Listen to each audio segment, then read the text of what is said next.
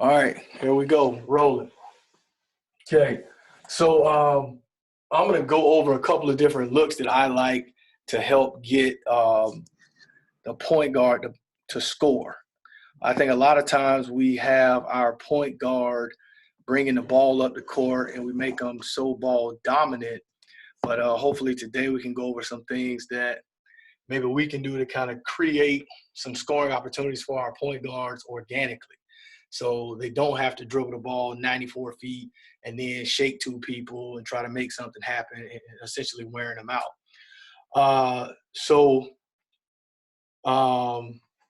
Here we go. So the first I like is I call it big. And so this is something you can run if you have somebody who's a guard who can handle, who may have some size or may have a smaller person on them. So this is something that you can run. It's called a big set. So whoever your guard is essentially is here.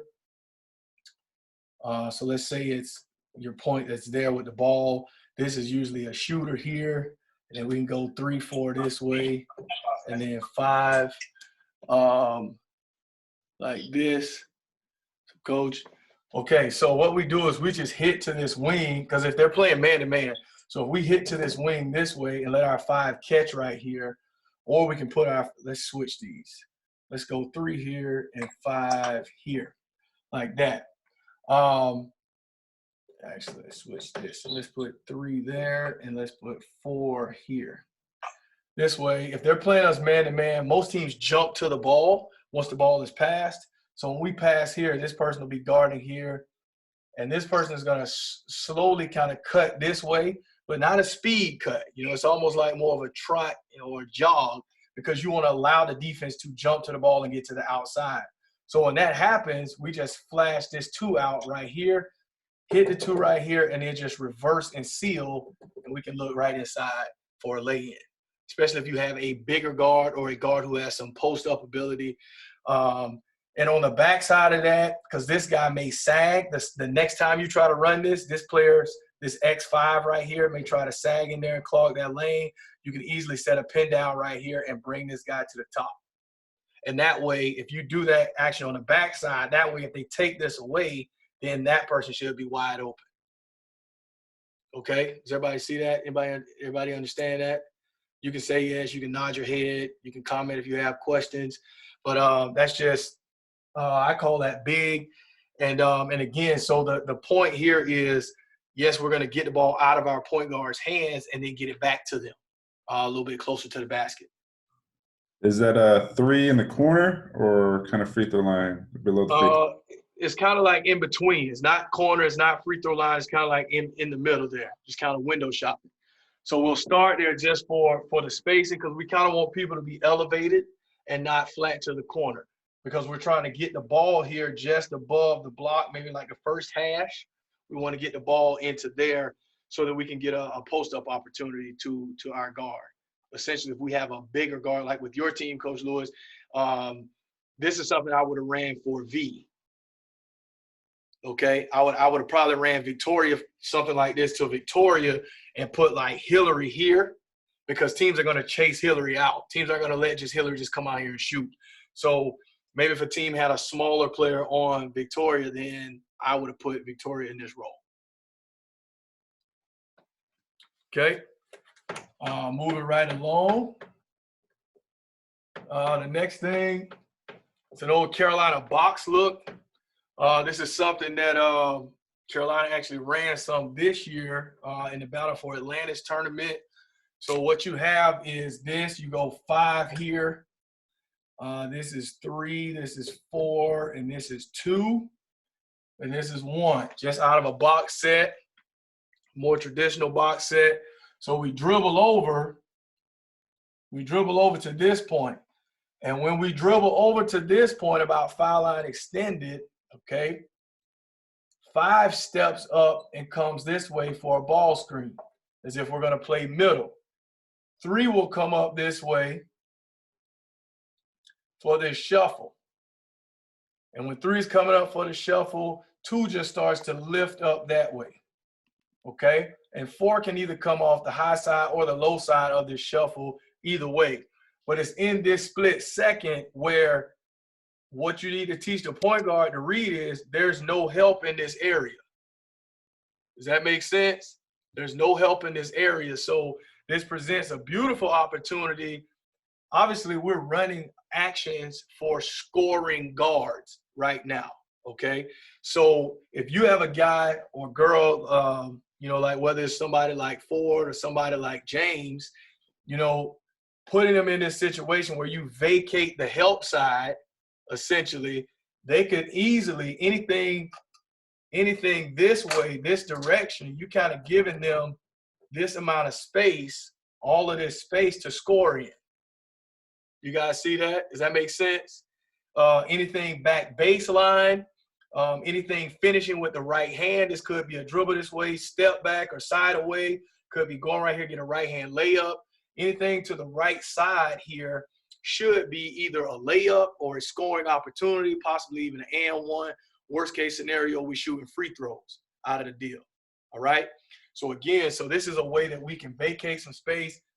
And this also gives you an opportunity, you know, depending on your personnel, who this player is, you know, you could play this middle and go off this ball screen and pick and roll, right? You could, and that would slow this action down. Or you could say, you know, we're going to get this post up and bring this 4 off of it on this shuffle and then throw it inside that way, okay? So, but again, we want to create opportunities for our guards to score. What's going on, Matt? What's up, Rika? What's up, E? All right, so here we go. If everybody's good on that, we'll move on. The Carolina box there. The next thing I'm going to show you guys is I'm going to show you a couple of sets first, and then we'll talk about scoring and some transition stuff. Okay, so the next set we'll talk about is I call it 14 Scherf. So it's in a 1-4 high look. Okay. And 3 and 2 are interchangeable here. All right. So we'll just pick a side.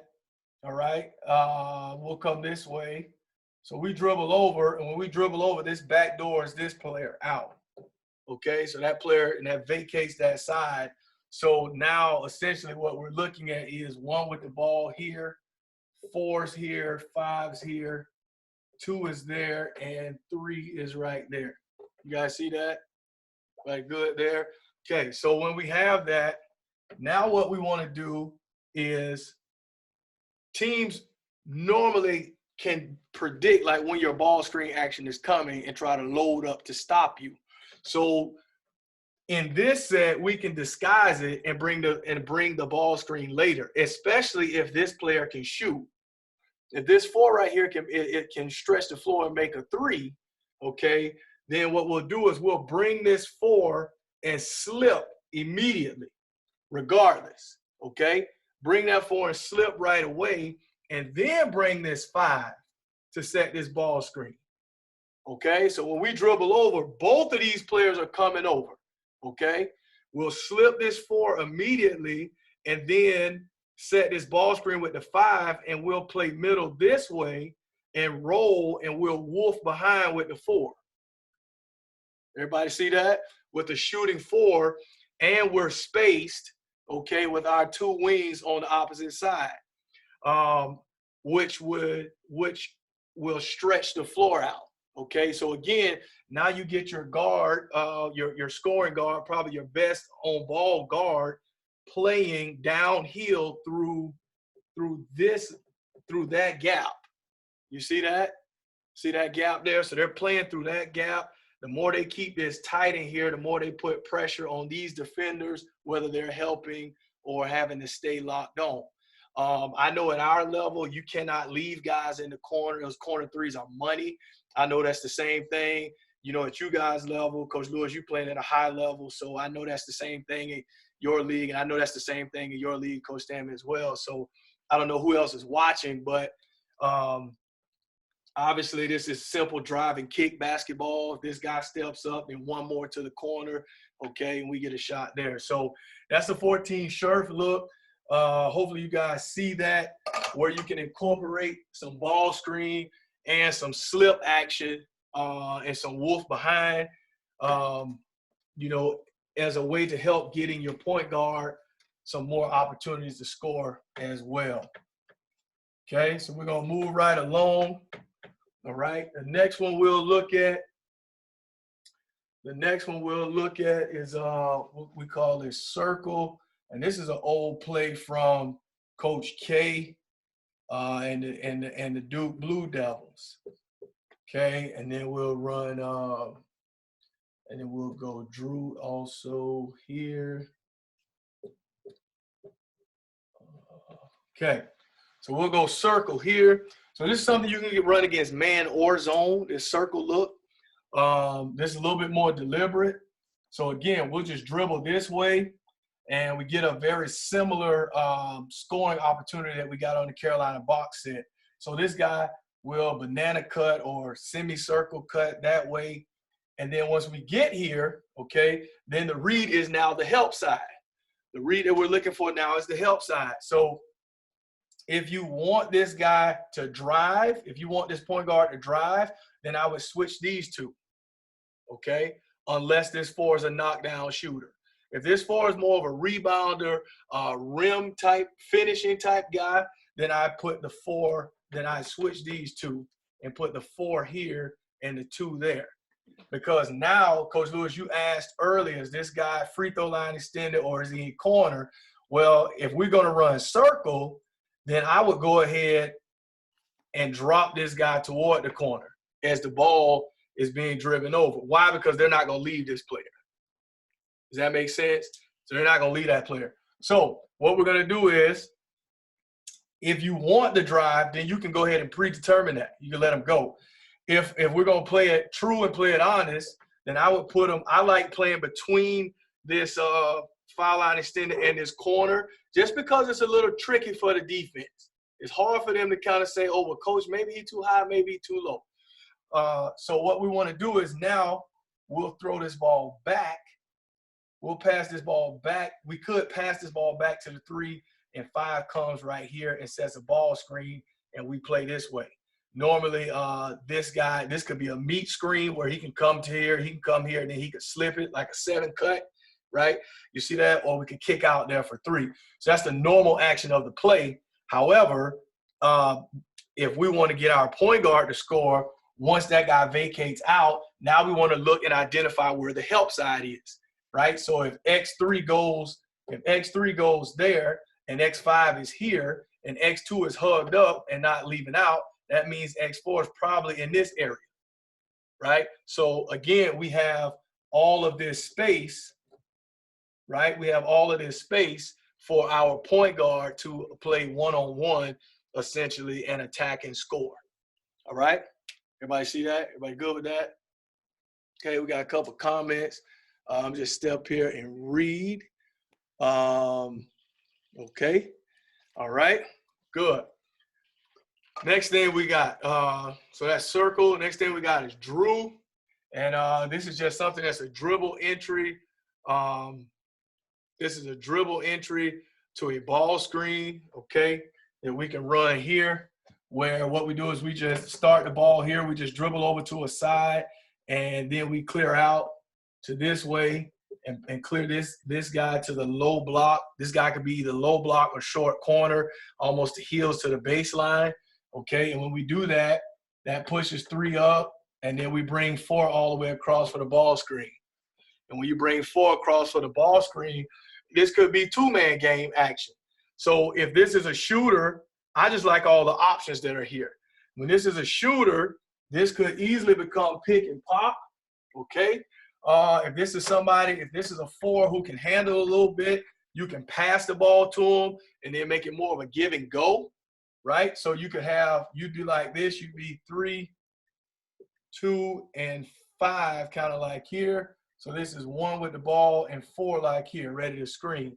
So I'm saying you could come off of this screen and this could be pick and pop that way if the 4 can shoot it. That's an option. All right. The 4 could come here and slip this, right away. That's an option.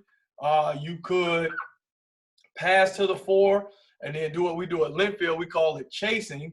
You could pass to the 4 and then run over the top of this for a handoff, right? Or you could take a step up and backdoor cut it, okay?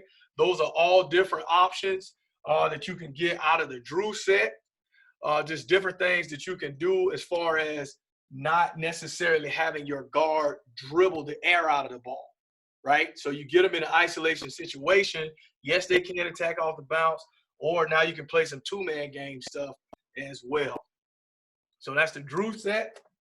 The next set I'm going to show you is the next set I'm going to highlight is a little bit of chin action. So obviously the chin action we all know is Princeton. Sorry, Preston is my son. Princeton package stuff. So in the chin look, what we have is, so it's a lot of dribble at backdoor stuff, a lot of backdoor cuts. Okay, so I like to go 2 here just because 2's a shooter. If 2's going to be a shooter there, and we can start 5 here and 4 low, just like this. All right, more of a 1-3-1 alignment. So we'll dribble just off center, set a diagonal down screen. If teams are switching this, you can have your 5 just take a step about here and just replace right back to the same spot if teams are going to switch on you. But if they're not switching, hang on, we got a comment here. Hang on, let me make sure that Coach Easton. All right, there we go, Coach. Are you good? All right, so we get a diagonal screen here. 4 will lift this way to catch. Once 4 lifts, as soon as 4 catches, 2 is on a backdoor cut to the rim. 2 doesn't get it. 2 clears out. 5 is now flat again. And then you can have 1 come off of 4. This way for a handoff. And now, again, you're talking about all this space. So 1 was here. 4 had the ball right in this area. 2 has now cleared. 5 is there. 3 is there. So now 1 can come off this way. If you get that handoff, again, we're talking about space and opportunity to score, okay? And this comes a little bit later in the action, so it would be even harder for teams to kind of stop something like this just because your isolation is 3 passes into the offense, okay? And we got the defense shifting all over the place. All right, so the next thing I want to talk about is some transition stuff. Okay, so we're going to talk now about coming up into some transition. So I like to teach to run lanes, okay? And I like to teach to run lanes. So I label lanes 1 and 5, the outside lanes, okay? So for the sake of for visual sake, so let's say this is lane 1, and this would be lane 5. You got me? And then you got 2, and you got 4. So this would be 2, this would be 4, and this would be lane 3. All right? So I teach to run these lanes in transition. So I like to run 3 ahead and then have 2 be back. So I like to sprint lanes 1 and lane 5. I like to sprint lanes 1 and 5 and lane 3. So I like to sprint those 3 lanes, okay? And then I like to trail and bring the ball up in lanes 2 and lanes 4. Does everybody see that? Okay. And here's why. Because when I'm bringing the ball up, and this is just some early action, I'm going to erase these lane lines off of the board now. But when we bring the ball up, I teach my guards to change sides of the court. So the 3rd lane, I call it Main Street. So I like to have you catch an outlet pass, maybe in lane 2, and then cross Main Street as you're surveying the floor and get over to lane 4, okay? But that's just personal preference. but I like to do that. So if we can, we'll throw the ball up ahead and play you 3-on-3. Maybe we can get a run out, get a layup, and get a quick one in transition. If not, what I tell my guard to do is I like to read this guy's defender. So the question becomes, where is X5? Is X5 already back, or is X5 trailing the play with our 5? So if X5 is here and like up here with him, that's one thing. Or is X5 down here protecting the basket? Okay, so that's the question you got to ask yourself. So what I like to do is usually teams will have like X1 will be up here guarding the ball. So if X1 is up there guarding the ball and X5 is not there, if this is the look we have, then I'm going to set an early ball screen in transition. Like right away. I'm not going to call a set. I'm going to just set an early ball screen and then come off. Again, we're talking about our best player, our best guard, putting them in scoring positions. So, you know, we play on a 30-second shot clock. Well, I don't have to wait until 5 seconds left in the shot clock for an advantage opportunity. You know, I'm going to get it as soon as you give it to me. So if X5 is not up there, then absolutely I'm going to go set a ball screen and see if we can get in here and play and make their 5 have to try to stop our guard in this area. Maybe we can get a pull up there. Maybe we can get a quick shot. Maybe we can get a foul drawn. Obviously, this guy would vacate, get to this side. You know, maybe that's maybe we go around this guy, and that guy steps over, and then we can throw a bounce pass to the 4, you know, or throw a pass with a little touch to the 4 and score just like that. So that's one thing you can do in transition. Another thing you can do in transition, if the 5 is up trailing with the 5. So if X5 is here, if X5 is up here on them, that's fine too. And if that's the case, then I send that guy away to screen away right away. And, you know, so I'll send him to like screen here. Okay. And so when that happens, 2 is going to lift up this way. Absolutely. But again, now you're putting, because we've stretched the floor, right? So now you're putting this guy having to defend by himself in this much space. You see what I'm saying? So again, we're talking about being able to put scoring guards and creating more scoring opportunities for them. I know, you know, the 2 coaches that's in here on the Zoom meeting, I know who their guards were, and I know how heavily teams helped against their guards, essentially trying to clog the lane and not allow those players to get to the lane to opportunities to create for their teammates. So this is something else you can do to space the floor. This is something else you can do to really spread the floor and make it pretty tough on other teams. All right. So that's something you can do in transition right away. Not necessarily a call. That's just playing good basketball and taking advantage of mismatches early on in the offense. Okay. So the next thing we're going to talk about, we'll get into a 21 package. And in the 21 package, this is something that you see a lot of NBA teams run in the 21 package. See a lot of NBA teams run the 21 package.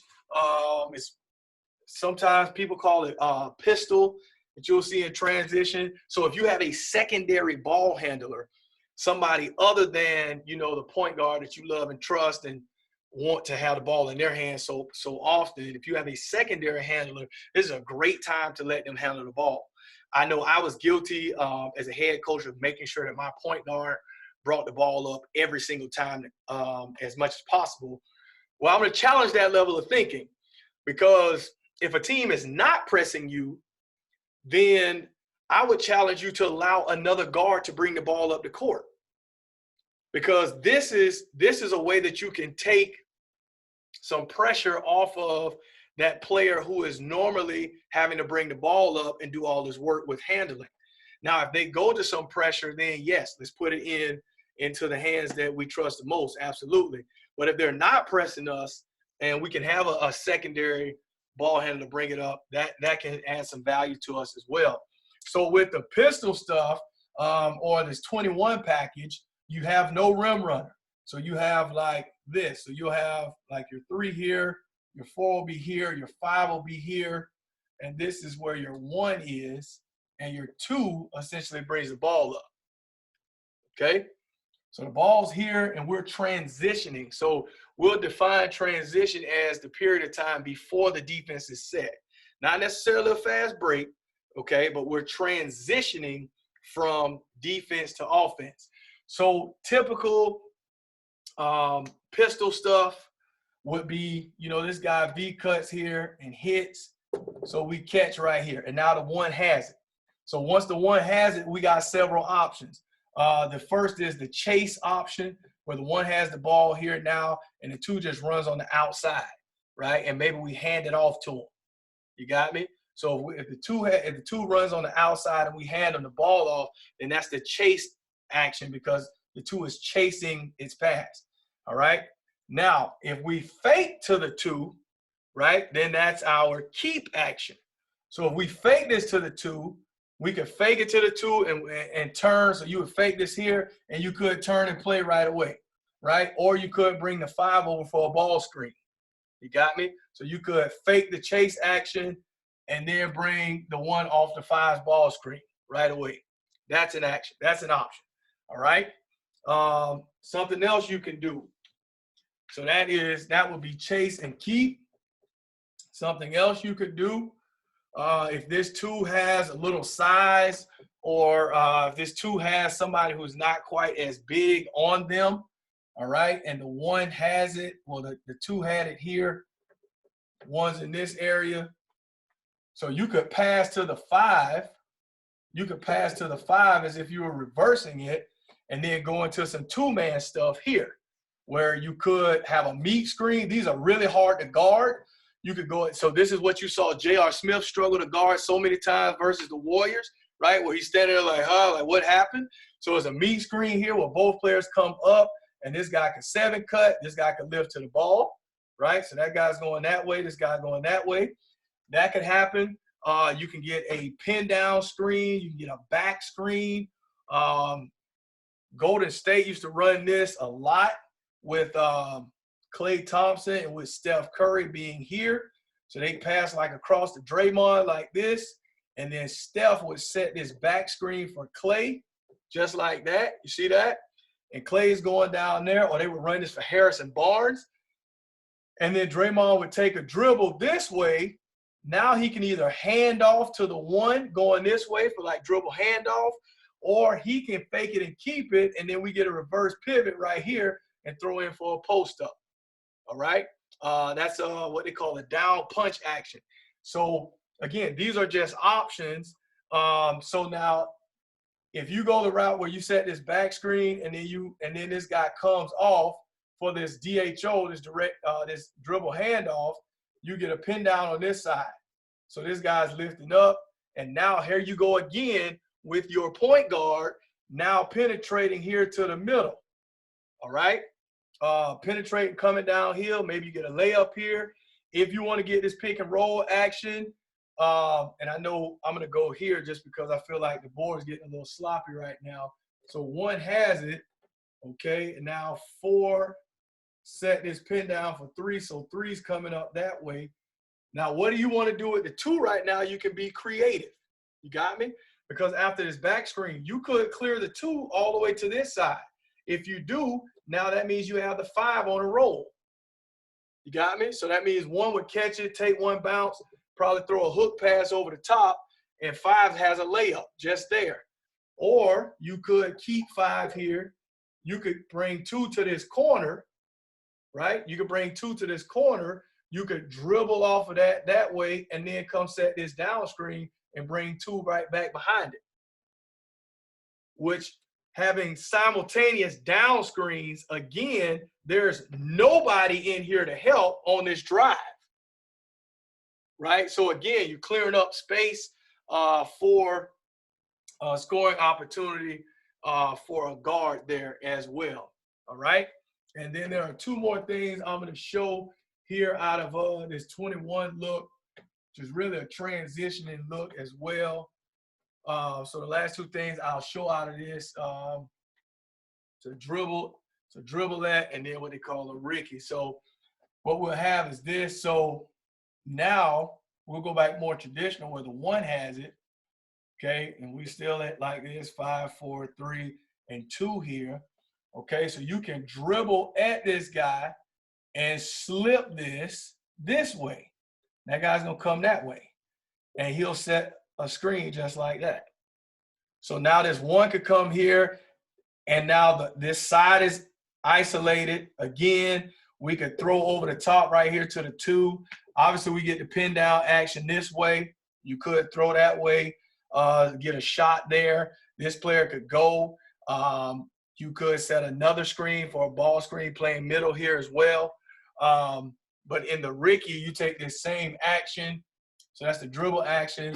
Then they call this the dribble Ricky here. So essentially, I'm going to just draw it with the 2 already there. 5 is here, 1 is here, 3 has already lifted up, 4 is there. So the 1 just dribbled down, and the 2 came over this screen, put on the brakes, and he's going to turn around and come right back that way, okay? So essentially, you get the 2 going up this way, coming off the screen. They may have jumped out to contain it, just pump the brakes and come right back, which is that look, okay? So it's just a counter to that. So those are a few ways. And again, you having players tied up in screens here, tied up in screens here, which now puts your scoring guard on an island one-on-one with somebody with no help, which is what we want to do. When we have an opportunity to have a guard who can score really well, we want to make sure that we take advantage of that. We want to make sure that we take advantage of that and don't allow people the opportunity to help essentially on our guards, especially when we have a guard that we feel like most people can't stop one-on-one. Okay, so those are my thoughts there. Do you guys have any questions, or does that make sense, or is there anything else you want to see here before we get ready to get out of here?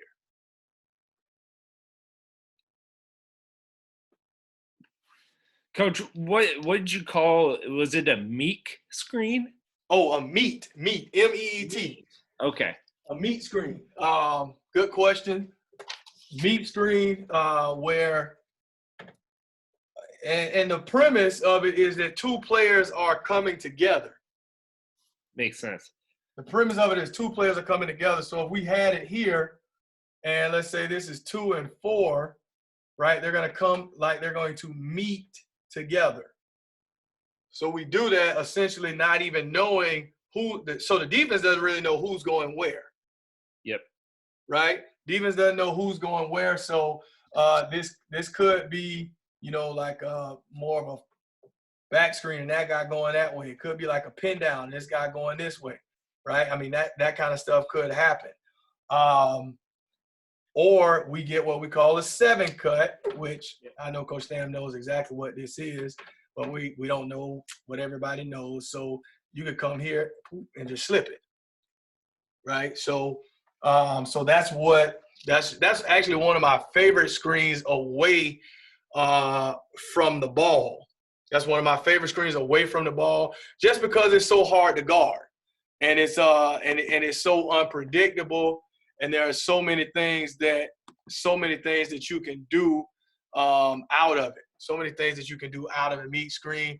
For example, and I know we were talking about scoring with point guards, but if you have space out here, one thing I like to do sometimes is put like a post player like out away from the rim. So like if your 5 is here, right, and you have a shooter here, okay, most people aren't going to hug this 5 out here if this guy can't shoot, right? If this guy's not a proven shooter, then this guy's probably going to be a little greedy, wanting to help out in here, right? And if this is a shooter, this guy probably be a little tighter, right? So what you could do is you could start to bring this guy down, right? And then just have this guy step up and flare him. You see what I'm saying? And then that way it's nobody there it's nobody there essentially to prevent that pass, right? You could do that action. Something else I like to do. Especially when teams sag off of you. If teams are sagging off of you, I think it's very smart. If teams are sagging off of one guy, I think it's very smart to put that guy into screening actions. All right? Actions that result to where we're going to throw the ball. So that guy's sagging and this guy's up tight. Something else you could do is just bring this guy down for like a pin down here and let this guy roll and rub his man. Boom. Just rub and screen it. Just like that. And then this guy would step straight backwards. See what I'm saying? Just let him just roll and just blow that guy up. You know, just roll into a screen. Obviously, you dribble over a little bit to shorten that pass and fire there in the corner. All right? So,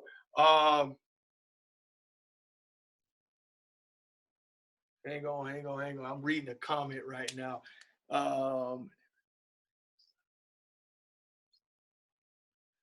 Okay, so I got a request for an out of bounds set. I'm gonna do that, and then and I think we may be nearing our time limit on the Zoom call as well. Not quite sure how that works. Somebody might be a little more experienced in Zoom than I am. I don't know if they just cut you off or what. But I did just get an update that said that the time limit had been extended. So I think okay. All right, good. So we're good. So I have a request for a out of bounds set. Okay, so I'll give you one, Kaylin. This is an out of bounds set that you can run to the post. I know Coach Lewis is a post player, so I love to get the ball inside as much as possible. I think that really helps you. If you can get the ball inside, I think that puts a lot of pressure on the defense, essentially. So, so this is what I'll have here. I'll let 3 take the ball out and put 5 here. I'll put 5 here, and I'll put 2 low here, and I'll put 4 here, and I'll just put 1 just kind of out. Well, I'll put 1 right here in the middle. Okay, so it's like a little triangle almost to here. All right, so the ball's here. It's very simple. Okay, so if you say how might the defense match up with this, obviously X2 is going to be in here. X1 is probably going to be there. X4 is probably going to be on this side. All right, assuming that obviously 1 is going to come out that way. Now the tricky part is X5. It's where is X5? Okay, so if X5 is playing right here, just back to the basket, which might happen, or X5 might be playing here. Okay, so what you need to identify stuff like this, like in your scouting report. Does that make sense? You need to identify that as a team, a front team, they're gonna play behind. But if they're like this, then what I like to do is, you know, we get it. I like to take a step this way and a step this way, like a meat screen. And then I just like to come off this way, hard to the ball. Maybe you can come a little higher that way. I'm fine with that. And then this one just comes off of a 5 screen right to this corner. Okay? So when that happens, 1's up there, 4 will now show to the ball. 2 is out here. So now the question becomes, where is X5?